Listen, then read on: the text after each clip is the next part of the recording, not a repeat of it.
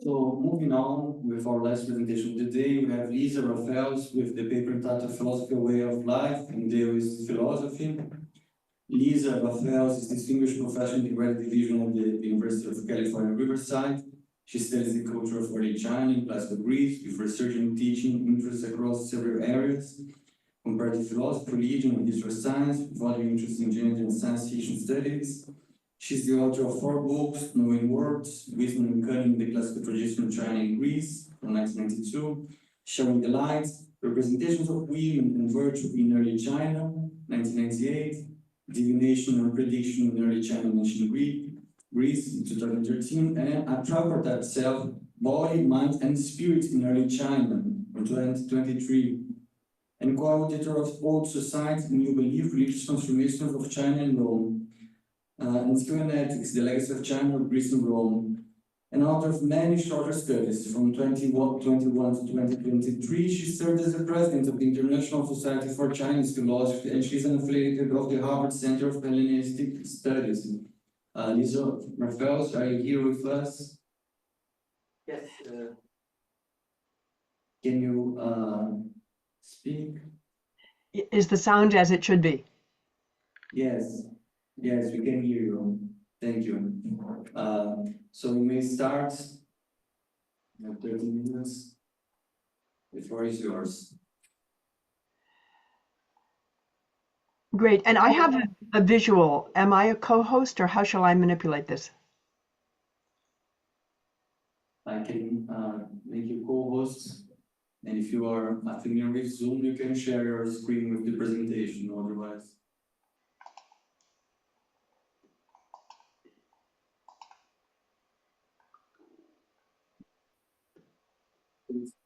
We can see your presentation. Great. Thank you so much. First of all, thank you so much for inviting me. And I'm extremely sorry that I can't attend the whole conference due to time differences. This chapter will examine philosophy as a way of life in Daoist philosophy. And it focuses on the 3rd century BCE text, the Zhuangzi, because of its particular richness for PWL. But I begin with a brief introduction to early Daoist contexts for PWL in 2 Warring States texts, the Tao Te Ching, also known as the Laozi, and the Guanzi. And I then move on to the Zhuangzi.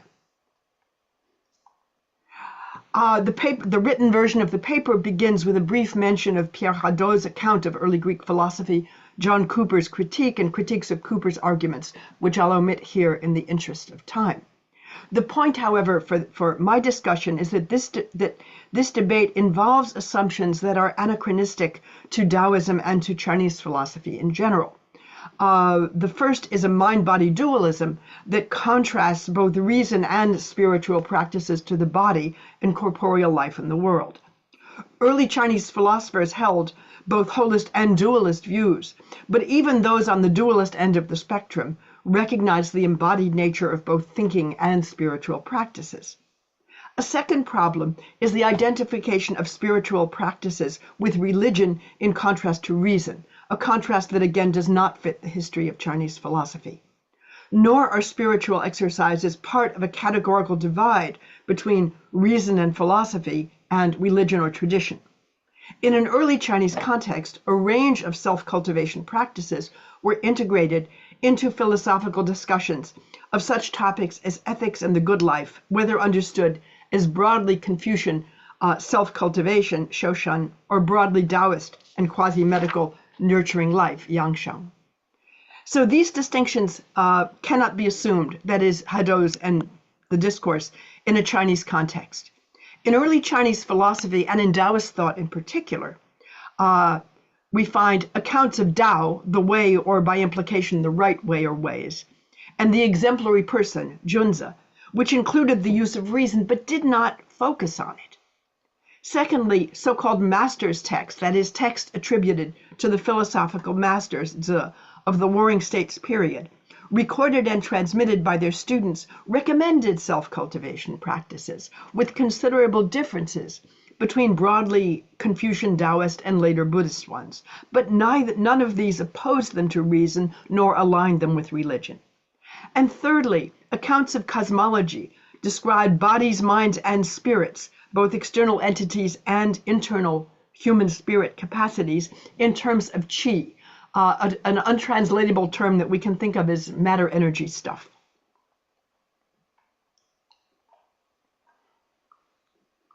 If there's a single concept that characterizes Taoist texts in the popular imagination, it is indirection, or wu wei, neither inaction nor non-action, as it is sometimes badly translated. It is a paradoxical mode of acting without acting, achieving a result without trying, coming out first by putting oneself last. Edward Slingerland argues that the attainment of what he calls effortless action was a central Warring States religious and philosophical ideal.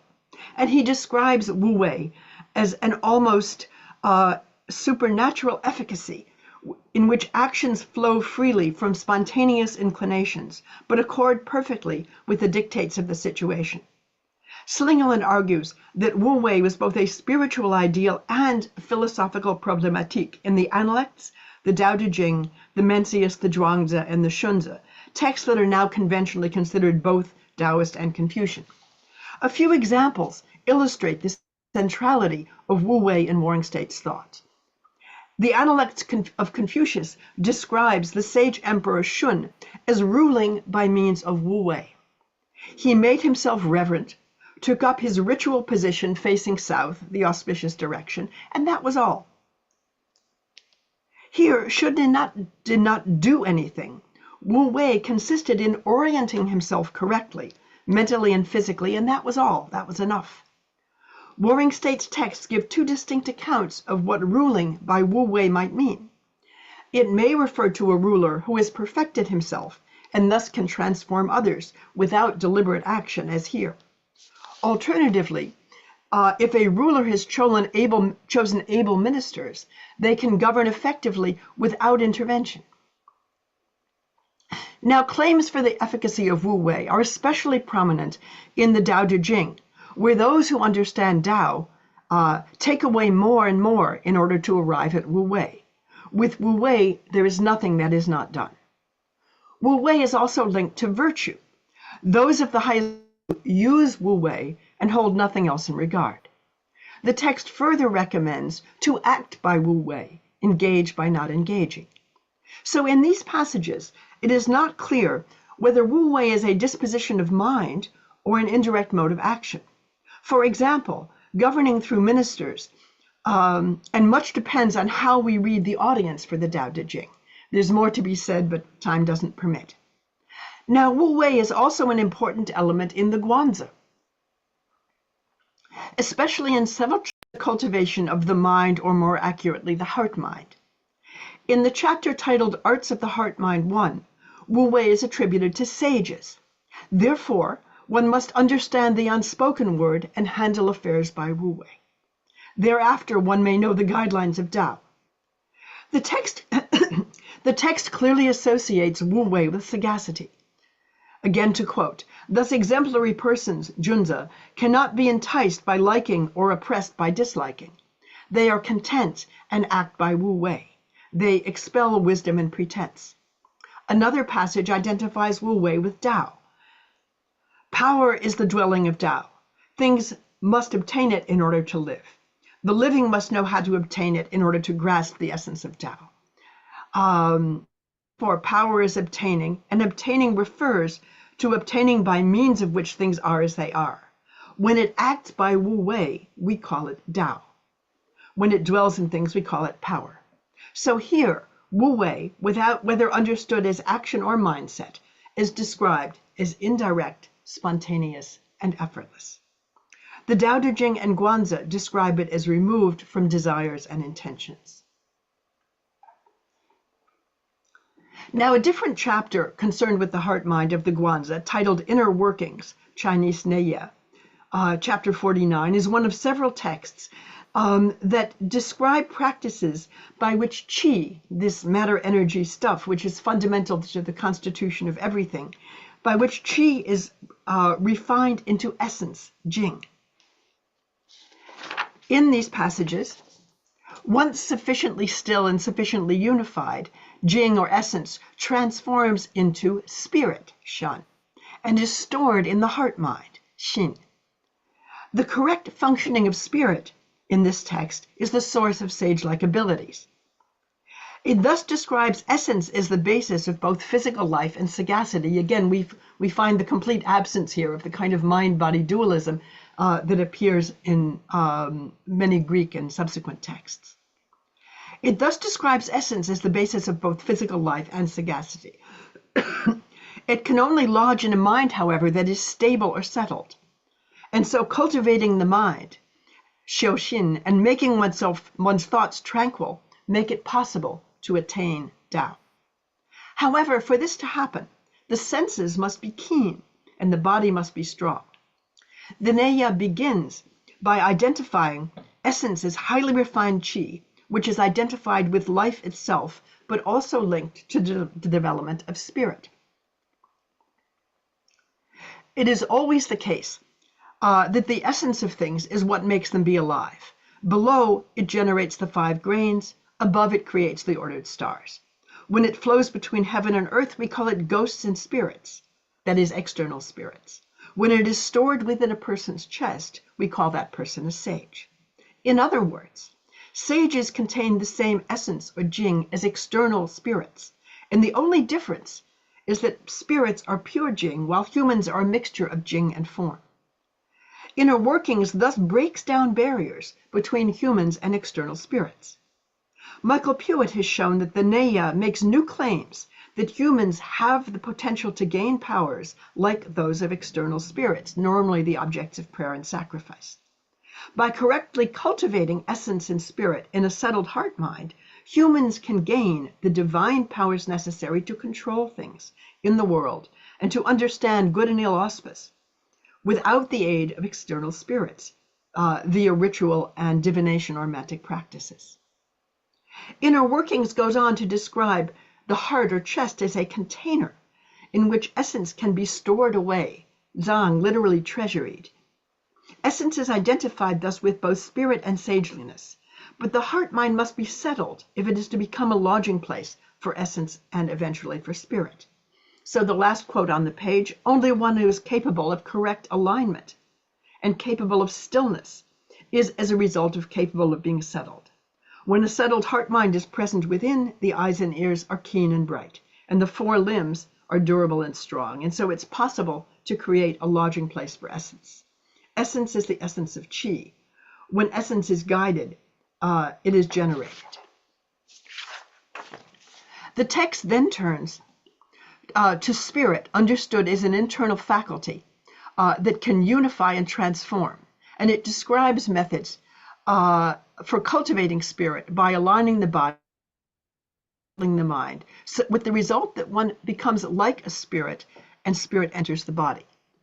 Now the Neya emphasizes the need for correct alignment of the body. If the form is not aligned, internal power won't come. If the center isn't tranquil, the heart-mind will not be well ordered. Align the form, hold fast to inner power, and the extremity of spirit illumination will gradually arrive of itself. So the text describes spirit as naturally residing in the body. There is a spirit that is itself present in the person, sometimes going, sometimes coming. No one can contemplate it, but if you lose it, disorder occurs. If you obtain it, order occurs. Clean the lodging carefully, and essence will come in of itself. So as the process proceeds, the attention of the text shifts to a metaphor of the mind as a container of spirit. The mind therefore stores the mind. Within the mind, there is another mind in it. In that mind, within the mind, awareness comes before words. So the awareness of this mind within the mind seems to operate before sensory input. So in summary, inner workings describe self-cultivation techniques that require the active participation of body, mind, and spirit.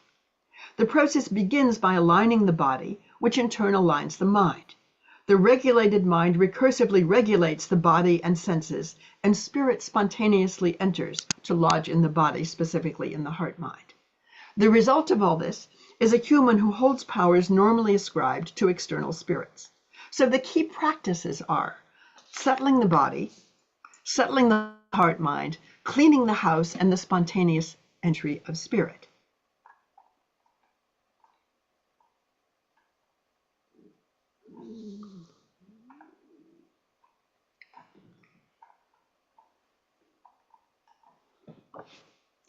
Now, several themes in the Zhuangzi are centrally relevant to philosophy as a way of life. They are wandering and the freedom associated with it, the mastery of skill practices and flow associated with them, attitudes toward illness, death, and change, and accounts of self-preservation and what kind of knowledge is valuable. So let me go through several of these. The Zhuangzi problematizes notions of a unitary or constant self. It describes people who have forgotten or lost their selves through emptiness, fasting the heart-mind, and wandering. At the beginning of chapter 2, a notoriously interesting and difficult chapter, someone awakens from a kind of trance as if absent. And he says it is as if he had lost his counterpart. And his companion responds, the person who is leaning on the bench now is not the person who leaned on the bench previously. And he replies that just now I lost myself.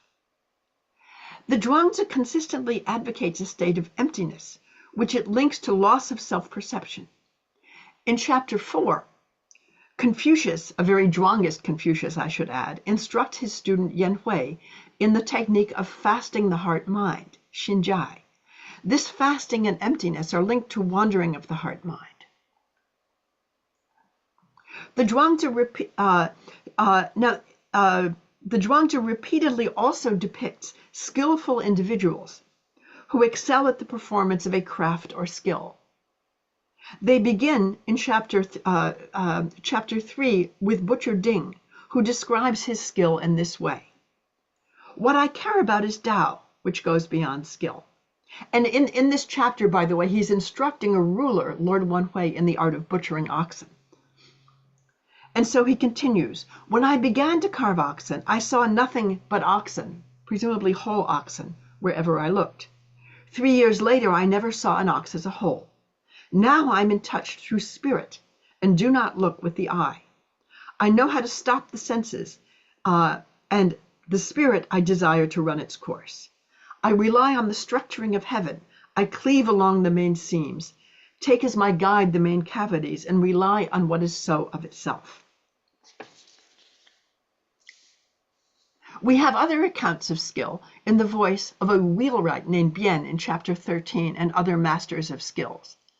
And several characters who are masters of skill, including a hunchback who catches cicadas, a bell stand maker, woodworker Ching, and several others.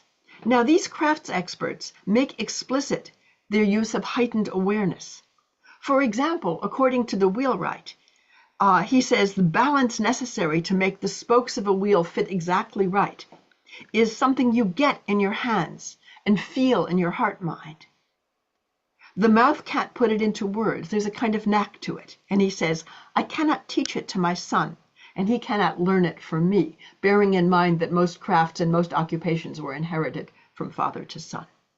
When Confucius asks the cicada catcher about his skill, he explains in the following way. He says, I empty my body like a rooted tree stump.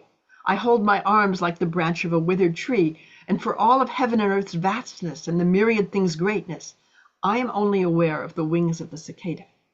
I don't wander or waver, and would not change all the myriad things for the wings of a cicada. Woodworker Ching describes his preparations for making a bell stand before going into the mountains to select wood, and he describes it explicitly as fasting to calm the heart-mind. He progressively forgets and reaches a point where he says, I forget that I have a body and 4 limbs. During this time, there's no my Lord's court. The skill of it concentrates, and outside distractions melt away. Only then do I go to the mountain forest to observe heaven's inherent nature of the wood. The aptitude of the body reaches its peak, and only then do I completely see the bell stand. Only then do I put my hand to it, that is the wood.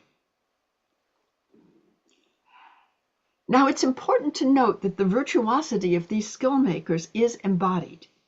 Butcher Ding uses his mind and his spirit extensively, or his mind extensively when first learning to carve oxen, but as a skilled performer of his craft, his actions are largely independent of conscious thought and are spontaneous, so of itself. Several scholars have given accounts of this kind of Zhuangist skill. Jean-François Billeterre describes the expertise of these crafts experts not as a transitory state or skill, but rather as a set of dispositions that have been completely transformed. The story of Butcher Ding provides an example in which an artisan of genius minutely describes the experience of his proper craft. As his mastery progresses, the growing efficacy of the activity on the objective plane is accompanied by a growing sense of ease and happiness on the subjective plane. The rapport between the object, the ox to which he applies his art, and the subject, the subjectivity of the butcher in action, changes to the degree that the cook progresses in his art.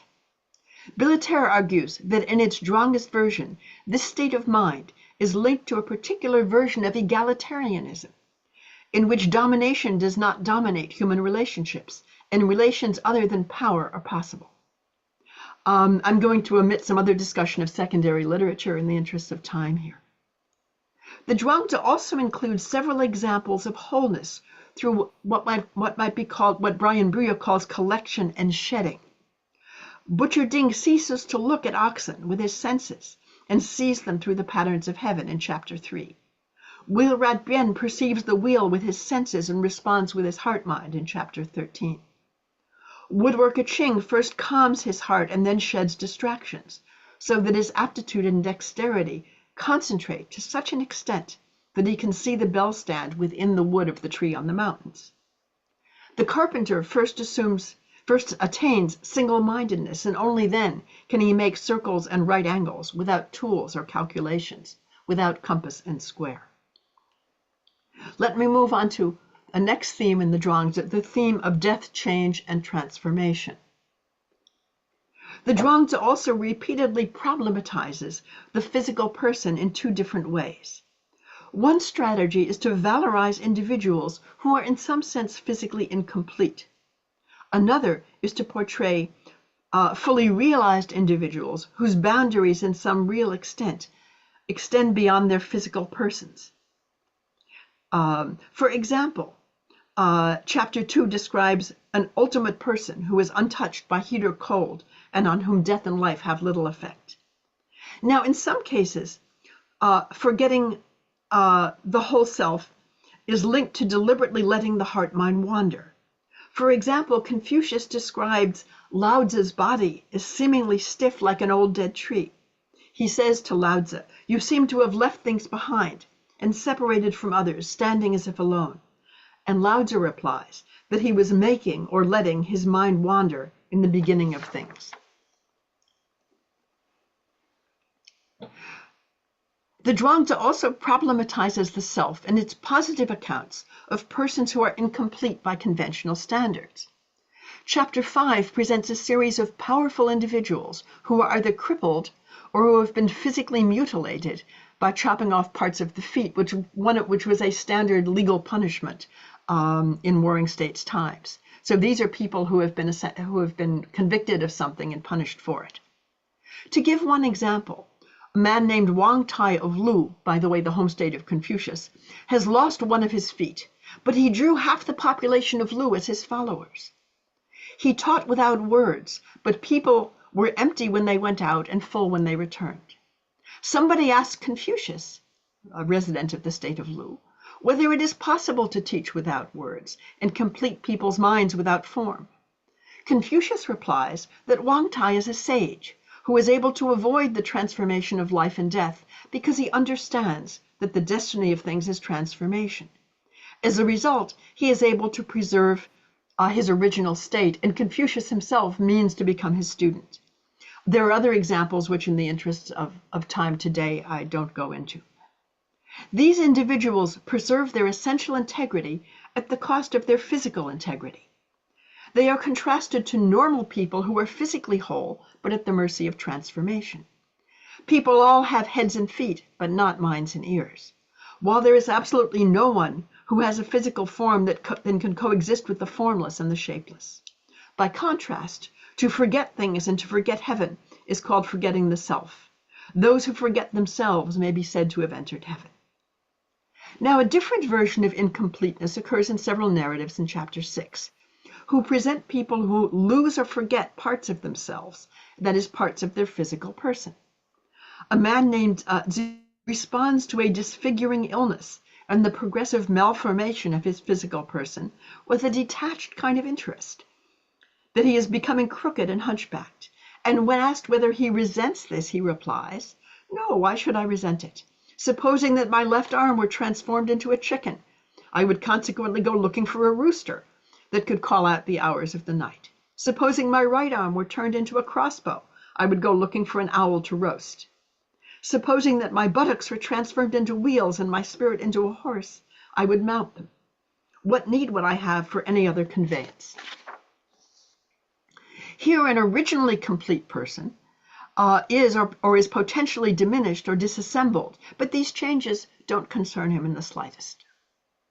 In another incident in chapter 6, when Confucius hears of a group of friends who sing rather than mourn after one of their friends has died, he describes them as people who cultivate non-being, put physical form beyond them. They sing in the presence of the corpse without the slightest change of expression. This is, of course, total violation of ritual norms. Confucius goes on, "There's no way I can describe them. They are people who wander beyond the spatial world while I wander within it." And a similar viewpoint appears in the very moving story about the death of Zhuangzi's wife, when his friend Huixia goes to visit him and finds him singing and beating a drum rather than mourning in the conventional way. So in summary, the Zhuangzi repeatedly uses positive examples of individuals who lose parts of themselves or who forget themselves, sometimes through wandering. In addition to concentrating spirit, the Zhuangzi also refers to other practices that seem to enhance its recommendations for how to live. Let me now turn to a different theme in the Zhuangzi, the theme of Wu Wei linked to uselessness. The Zhuangzi repeatedly argues that the best way to accomplish action is indirectly, often with a seeming lack of purpose or exertion. The strongest expression of this, again, is the term Wu Wei. For example, in a conversation with his friend. Interrupt you, but just want to warn you that you have 5 minutes. That should be fine. Let me. Okay. In a conversation with Huixia about a useless tree, he urges him to act by Wu Wei and go wandering. Elsewhere, Tao is described as with action and without form. And so the Zhuangzi seems to describe Wu Wei as both an attitude of mind and a mode of action. And I won't, in the interest of time, I won't read the quote. You can read it on the slide. Now, Wu Wei, the actual term appears rarely in the Zhuangzi, but a group of related metaphors describe action by a kind of relaxed lack of exertion. These metaphors include wandering or playing, being at peace, flowing, riding, flowing on, or leaning on. Let me move ahead in the interest of time. The Zhuangzi also repeatedly advises to forget. This advice takes the account of sitting and forgetting, which seems to be a practice or a procedure described as fasting the heart-mind. Forgetting is central to fasting the heart-mind, and the Zhuangzi describes this process when one listens not with the ears or the mind, but with one's constituent qi. And again, in the interests of time, I won't read the quotation, which you can read for yourselves. So this technique is described as a means to unify the will, but it works by entering a state before the constitution of oneself. Now, forgetting also includes forgetting physical deformity, and it's associated with the sage-like true ones of antiquity. So these passages agree in extolling the virtue of forgetting, but what we should we forget or exclude? Time, social obligations, personal origins, natal endowment, sensations. Now, in order to come to a timely conclusion, let me just briefly mention that several philosophical controversies in the Zhuangzi are relevant to philosophy as a way of life. One is issues of ethics in the Zhuangzi and the Zhuangzi's apparent lack of engagement with political life. Another is the attitudes toward uselessness, alterity, disability. And the third is the question of whether the Zhuangzi engages in skepticism. However, I'm going to move to my conclusions. In conclusion, Taoist texts are not univocal in recommendations that are relevant to philosophy as a way of life. The Tao Te Ching and Guanzi offer two important modes of action. Perhaps most important for contemporary purposes is Wu Wei, a mode of action that is not unique to Taoist thought, but assumes great importance in it. Now, several recent studies have emphasized the phenomenological and cognitive aspects of Wu Wei and suggest that it is a state of mind rather than a mode of action. I'm again going to skip some references to secondary literature. The Guanzi offers specific techniques for using the body to stabilize the mind. And the details of these techniques vary between texts and may not be of interest for contemporary philosophers who are not practicing Taoists. However, the idea that both body and mental energy are constituted by qi and that qi cultivation is linked to great spiritual acumen are of broader interest because they affect views of embodied action and links between body, mind, and spirit. The Zhuangzi preserves interest in Wu Wei and Qi, but also introduces new important concepts: wandering, fasting the heart-mind, forgetting, and seemingly effortless skill mastery, all of which seem to de-emphasize rationality. But these states and capabilities have, I believe, important lessons for philosophy as a way of life. Thank you very much.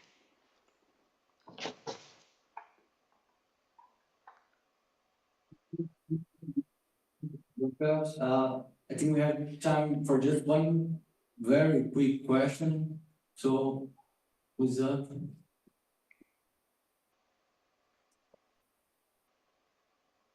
Eli, thanks for a really wonderful and cool presentation, and I lost thought, but just quickly, I was curious, before Shuyuan and Confucian academies emerged, sort of warring states, and before the Tang, I've been wondering, how would you engage with the Zhuangzi? Or the Tao Te Ching? Is there like a separate tradition? Like basically, are these just texts for rulers? Are there communities, monastic communities of Taoists?